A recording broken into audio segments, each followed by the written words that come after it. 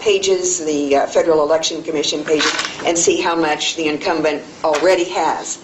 So the Republican opposition would certainly need a comparable amount in order to have a good campaign, so that the voters of both parties, independents, unaffiliated, would really know what both candidates stand for and how we may, in fact, view Washington differently. So that piece of the political puzzle for me would come after the primary. Thank you. You're going to ask something? Yes. I'm curious. We all know you'll have a strong incumbent against you if you should win the primary. I'd like to know what plans you have to beat that person. That was going to be my question. Always a compliment. I am. I know it. Now. Here, let's start first with you. Number one would be to make perfectly clear to the voters, again, what votes has the incumbent had in Congress, and how do those votes mesh with the vision that we see for the country now. If we have an incumbent who has voted for cap and trade, who has voted for the stimulus package, the second stimulus package after he was serving in Congress, who has voted for big government, what are the implications of that to you and to me and to our grandparents and to our kids? And that's the first step in communicating that message to the voters. So we need to do that through a variety of media in order to be sure that we're reaching people, whether it's going door to door or being on the radio, being in the newspaper, being on television. And that's why it goes back to your question of how does the funding come about in terms of how you reach people to really get that message out, because that's what it's all about, I think, is having people understand where the opponent is on the issues compared to you.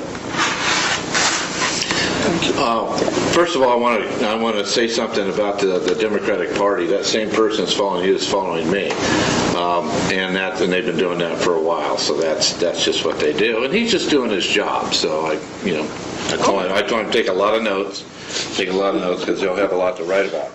Getting back to what you have to have, the difference between me and Kurt Schrader is this, and how I'm going to look at his campaign is, and all these politicians do this, it's perception is reality. And that's what they tell you all the time. So what we're going to do, my purpose is to challenge his reality, okay, what he's saying he's doing. First of all, he says that he is a small businessman, a farmer. He happens to be a multimillionaire.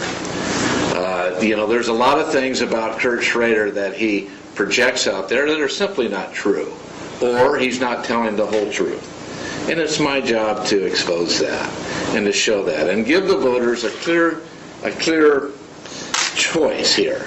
Do you want more of the same, or do you really want somebody that has worked here, that's been here for over 35 years, that's worked in the mills, that carried a lunch pail, that educated himself, that really understands what's going on here? He has not. He has not. In fact, I got word the other day, and I have a lot of friends in Washington, D.C., that he has settled into Washington, D.C. He doesn't come out here much, almost like Ron Wyden anymore, who lives in New York. So he's kind of he comes out here when it's appropriate for him. He calls himself a blue dog, but he's actually a blue blood. And he goes to the center when it happens to be election time. Everybody understands that. The people that I talk to, and I talk to everybody. When I ran the election last time, I started off with 3 votes, and I ended up with 23,000. I didn't spend any money, just because I shook a lot of hands, stopped in restaurants, talked to people, and know exactly what's going on. I will demonstrate during the general campaign those differences. And when the people see those differences, then they'll see that I'm the right choice to represent them. And that's what they want, and that's what they're voting for. Now, some of them, I have to compliment the Democratic Party. They're well funded, but they're for sale. And the unions have purchased each one of those politicians because they're good business people, too. They want to get a return on investment, and they certainly got it. Thank you. Any other questions? Yeah, I do have one question, and yes, sir. I looked at your 3 top priorities, and although you have them in slightly different order, two of them are the same: jobs and the economy, Okay. and federal debt. So what is really the difference for a Republican voter in a primary, differentiating between you two,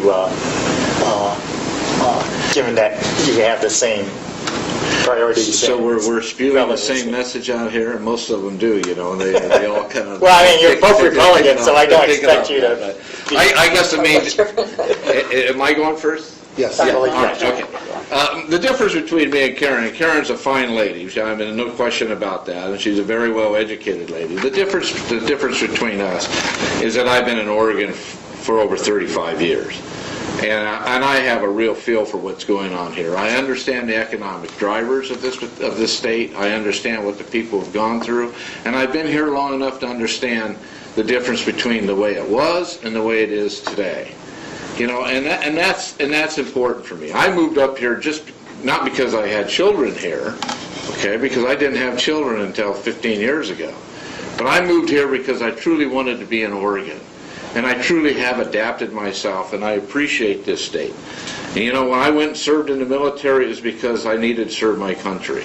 When they shut down the Junction City School Board, I went and took a rare day off in my life and joined that school board to help that community. So whenever the community's in trouble, I show up. And that's exactly what I'm doing today. So it's just not something, like I said earlier, if this economy was great, I wouldn't be here. But my country and this state needs me. They need somebody that's not afraid to take on the challenge, not afraid to tell it like it is, not afraid to represent the people. And what can they do to me? I've had a successful life. I love what I do. I love the people that I serve. But now it's a calling bigger than me, and it's not about me, it's about them. So I'm ready to do that, and I'm ready to fight for them. And if people feel uncomfortable about what I say, because I'm very direct, it's because they know I'm telling the truth, and they feel it inside. And I have a respect for everybody. I don't care if you're black or white, or your marriage status, or what religion you belong to, or what your background is. I'm concerned about if you're an American.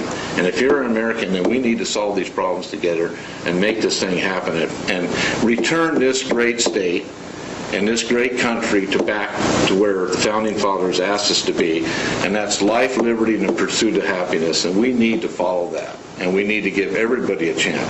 There's so many young people today that are graduating out of these fabulous colleges that can't find a job, going back and living with their parents, and I think that's sad, so we need to change it. Thank you. Thank you. Before Karen answers that question, I want to disclose that I did work in San Bernardino County once upon a time. But that was Really? late 1970s, I believe that's when the college was. Now, when did you? It was. But when did you move here? 79. We'll see how smart you are. I do right here on the record.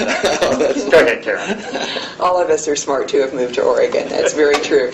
I have, your question was, what are the differences between Fred and myself, I believe. When I first met Fred, after he had filed for this election, we shook hands and said that there would not be any daggers, there would not be any kind of indication between the two of us about negative things about the other, because we didn't need to run a campaign in that manner. And often this particular question can lead that direction. I'm not looking for that. Yeah, okay. And so I think that that part of our agreement is very important and is one that I would always adhere to. Fred mentioned that he wasn't a fifth-generation Oregonian, and it's true that I'm not either. I had both the sense and the ability, job-wise, to move to Oregon more recently than he did, but I've had that goal for a long time. So there's no difference in terms of love of our state or knowledge of our state or anything like that. However, I think that by virtue of how we answer questions and by virtue of our background, voters could see a difference and make a judgment on the difference on that basis and make it up in their own mind. That's the way I'd like to see it work. I always ask that because ultimately it comes down to one or the other, obviously. Right. Well, Unless the voter- I'd like to clarify that. Well, I'm done with the question. yeah, since you both responded, this will work out perfectly in that you got to go first at the beginning, Fred, and now we'll give you each a chance to wrap up for a couple of minutes, and you get to go first to wrap up, Karen. Okay.